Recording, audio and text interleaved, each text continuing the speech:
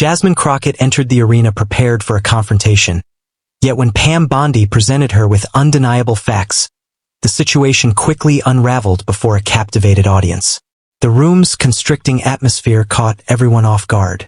Capitol Hill had experienced its share of intense moments.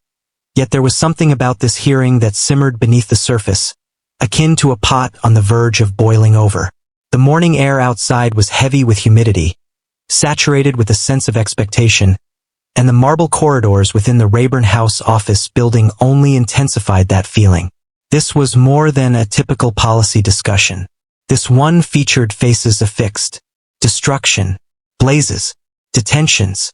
At 9:01 a.m., Attorney General Pam Bondi entered the hearing room clad in a pale blue blazer, exuding a sense of calm yet resolute authority. She was straightforward, ready to tackle the matters at hand. Her concentration was unwavering, her presence calm. She shared a brief exchange with the staff, rested her hand gently on the folder she held, and then settled into her seat at the witness table, ignoring the barrage of cameras capturing the moment.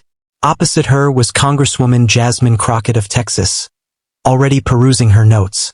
Renowned for her sharp retorts and evident annoyance at what she refers to as selective outrage, Crockett was far from merely attending. She was prepared for a confrontation. Her assistants had been murmuring all morning, with one even anxiously pacing the corridor before they were allowed entry. The room was packed. In the rear, congressional aides, reporters, and a handful of Tesla dealership owners sat quietly. Their faces showed signs of fatigue, etched with the weariness of weeks spent scrubbing away graffiti and installing new windows in the aftermath of the recent assaults that had ravaged several states. There had been multiple occurrences. This was meticulously arranged, carefully orchestrated, and accountability was essential. Chairman Ronald Kilpatrick brought the room to attention with a firm gavel strike. This committee gathers today to confront a concerning trend of violence aimed at Tesla facilities and staff. We will receive testimony from the Attorney General of the United States, Ms. Pam Bondi. Bondi was quick to act. "Allow me to clarify," she started. "We are not gathered here today to discuss the advantages of electric vehicles or the influence of tech moguls. In the past month, there have been 7 incidents involving attacks, vandalism, firebombing, and even an assault on an employee at various Tesla locations as she was securing the premises for the night." A change stirred in the atmosphere. Bondi pressed on, her tone steady yet compelling. "Multiple arrests have been made by federal authorities. These actions are not mere acts of mischief. We are examining organized unlawful actions that may have been provoked by digital discourse and social media initiatives, which obscure the distinction between demonstration and aggression." She allowed that to linger. Crockett's pen came to a halt. For instance, Bondi remarked, turning a page, on March 17th, Representative Crockett conducted a live stream where she spoke about what she termed a global day of action against Elon Musk, encouraging her audience to make their voices heard. Several days later, a Tesla showroom located in Chandler, Arizona was targeted with a firebomb. Serendipity? Perhaps, but we cannot risk playing with danger and act as if it's harmless. Crockett straightened her posture, her voice slicing through the atmosphere. "Madam Attorney General, are you implying that my speech was the catalyst for that fire?" Bondi remained unperturbed. "In roles such as ours, the significance of our words cannot be overstated. During times of heightened tension, it is crucial for us to remain aware that our expressions do not provide others with a rationale for harm." The chair sought to reestablish its authority. "Let's give each speaker their moment." Yet Crockett continued to push ahead. "You're selectively choosing. I have denounced violence, yet I will not retract my words when it comes to those who wield their influence to harm working families." Her voice had grown tense, her knuckles white as they clutched the edge of her desk. Bondi maintained a calm demeanor. There was no necessity for her to do so. Expressing oneself is one aspect. Presenting it as a rallying cry, free from limits and accountability, transforms the entire narrative. From the rear of the room, a Tesla dealership owner hailing from Omaha leaned in a bit from his seat.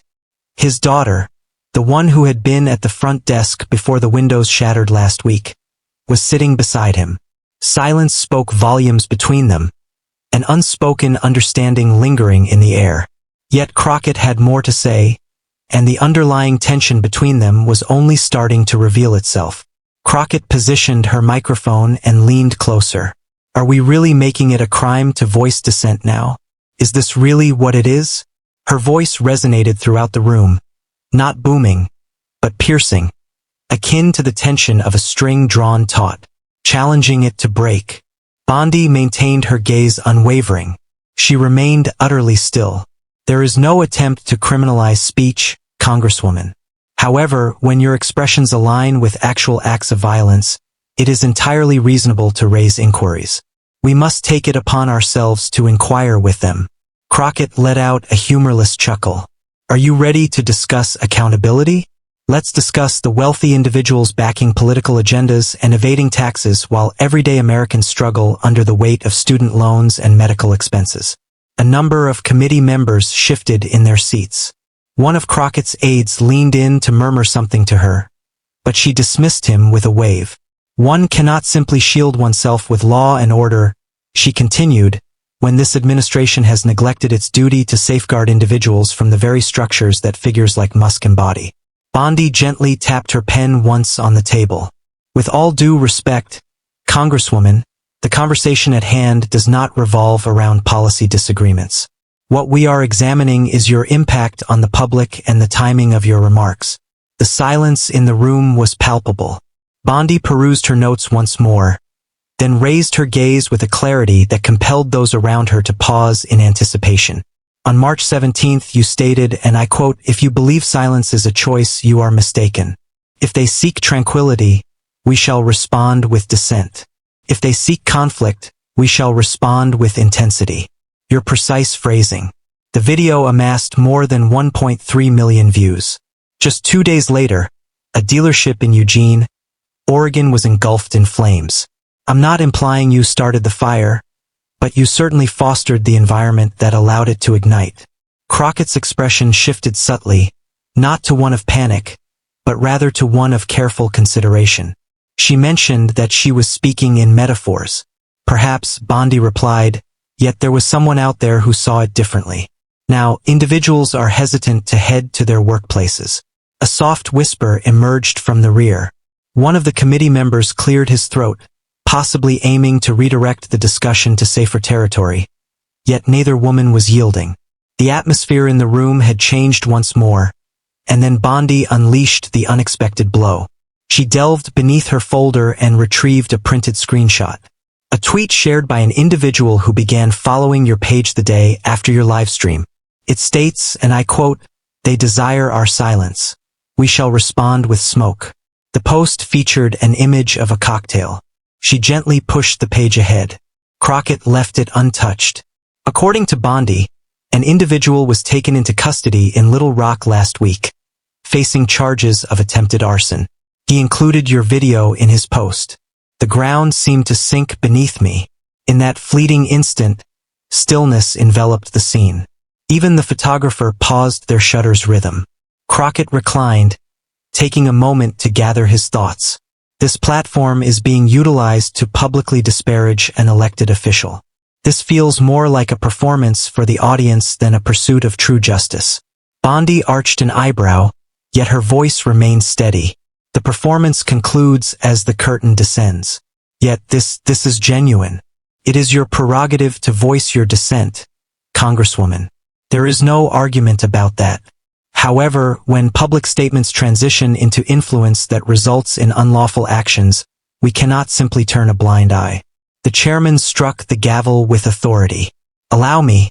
Bondi responded plainly, "I'm working to keep people safe." It wasn't a cacophony, but its impact was undeniable. At the rear, the man from Omaha bowed his head briefly. His mind was far from politics or catchy phrases. His thoughts drifted to his daughter, accompanied by the unsettling echo of glass shattering in the stillness of 3 a.m. Yet the tension lingered on. What unfolded next would steer the hearing into uncharted territory, surprising everyone involved. The gavel struck the desk once more, its sound more pronounced this time. "Please place your order." "Let's not forget the purpose of our gathering," Chairman Kilpatrick stated, his tension palpable. The atmosphere in the room had thickened, not due to the heat, but from the weight of unspoken words, lingering just beneath the surface. Crockett let out a breath and leaned back, fingers interlocked firmly on the desk. She hesitated before responding. For the first time, her expression shifted, not with anger, but something akin to astonishment. She was surprised that Bondi provided details. She perceived this as merely another media attack, a display of political bravado. However, Bondi had constructed her argument with the precision of a prosecutor, and Crockett was well aware of it. Yet, yielding was not in her character. When Elon Musk shares conspiracy theories and ridicules public servants, why is there no outrage? Crockett inquired, his voice dropping yet remaining sharp. When he ridicules workers and finances candidates who attack women's rights, why is there no outcry against that? Or do only the words of certain individuals warrant accountability? Bondi paused before responding. Instead, she observed Crockett for a moment. Then, in a composed manner, she remarked, "You're not being judged for your critique of Elon Musk. You are under scrutiny due to the destruction of 7 businesses." And the discourse surrounding these incidents was quite clear. It was straightforward, precise, heartfelt, and emanating from a position of authority. Crockett leaned in once more. So what, are people no longer allowed to feel anger? Are they unable to express frustration? You're advocating for polished language in a moment when individuals are facing eviction, when salaries remain unchanged, when the wealthy are purchasing power, and the rest are expected to wait. Bondi maintained a steady tone. Individuals may experience a range of emotions, yet those in leadership roles do more than simply feel. They provide direction and inspire with words that mend rather than provoke. That one struck a chord, not due to its volume, but because of its serene, unwavering presence. Bondi had no interest in seeking validation. She had no intention of playing for accolades. That made her more difficult to target. A member seated to the left, a reserved senator from Idaho, surveyed the room with a subtle gaze. He had witnessed this type of conflict previously, yet there was an unsettling intensity to it, as if the stakes extended beyond Tesla, Musk, or even Crockett. It concerned the shifting of the line and the question of whether anyone remained attentive to it. Crockett's voice took on a steely edge once more. The actions of a select few are stifling expression for everyone. You're depicting dissent as danger. I never instructed anyone to ignite anything. I called for a day of action, and if that's against the law now, then perhaps you should state that clearly. Bondi's reply was subtle yet prompt. I never claimed it was against the law. I expressed that it was reckless. Another pause, another silence, lingering just long enough for the heaviness to permeate the atmosphere. Crockett continued, I hear a message in your words, a caution to all who have ever spoken out, to every young woman who has felt overlooked and ultimately discovered her strength. Instill a sense of fear, urging caution and silence. Bondi gently shut her folder. Absolutely, I prioritize their safety. From the gallery, a voice erupted, unrefined, abrupt, and unrestrained. My cousin is currently in the hospital. He was employed at the Tesla Service Center in Fort Collins. A group attacked him, branding him a traitor to the people. Does that resemble action in your eyes? Every gaze shifted.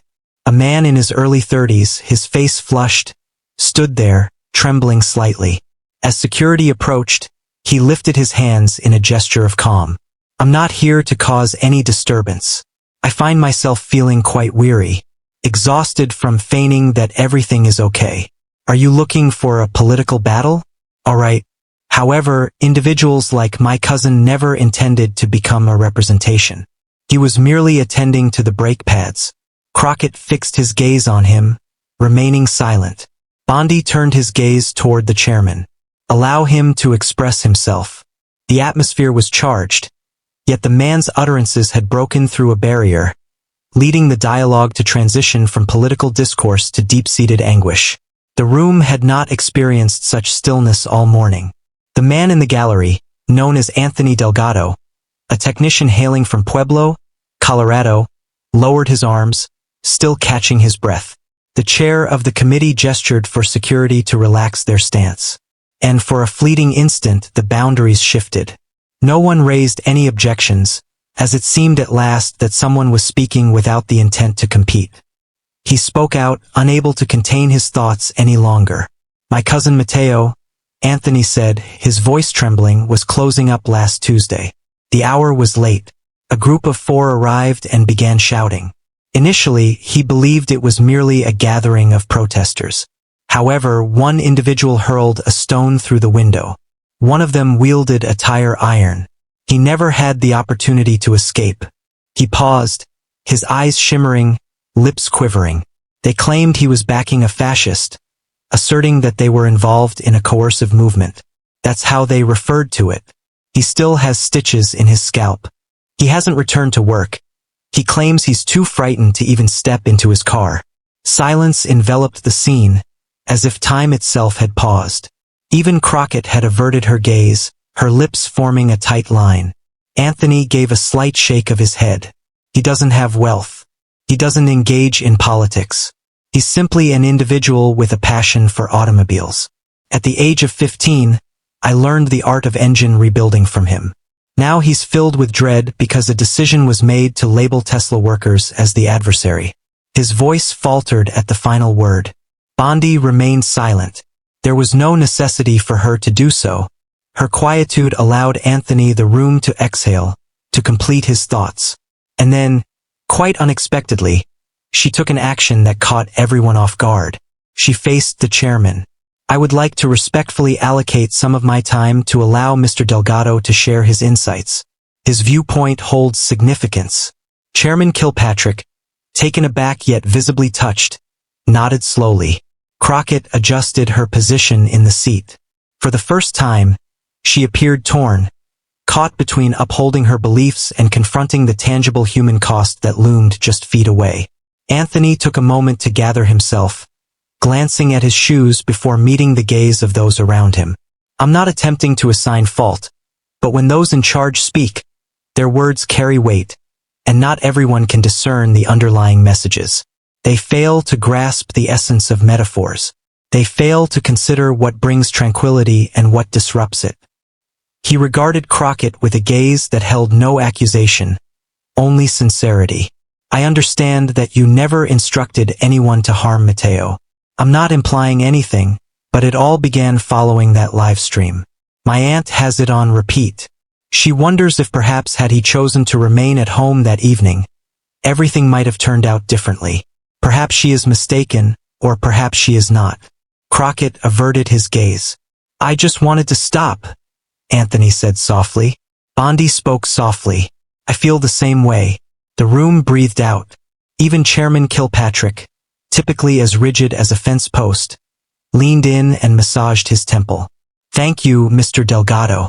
Your statements have been duly recorded." Security guided Anthony back to his seat. As he sat, his shoulders slumped, not out of shame, but from sheer fatigue, the type that resides deep within your very essence. And a change occurred. Crockett didn't abandon her position, but the intensity in her gaze had faded, giving way to a weightier emotion, perhaps guilt, or simply the dawning of understanding. She repositioned her microphone and began to speak once more, her voice softer this time. "Honestly, I never intended for anyone to be harmed. I sought recognition. I wished for individuals to cease overlooking what seems to be economic intimidation.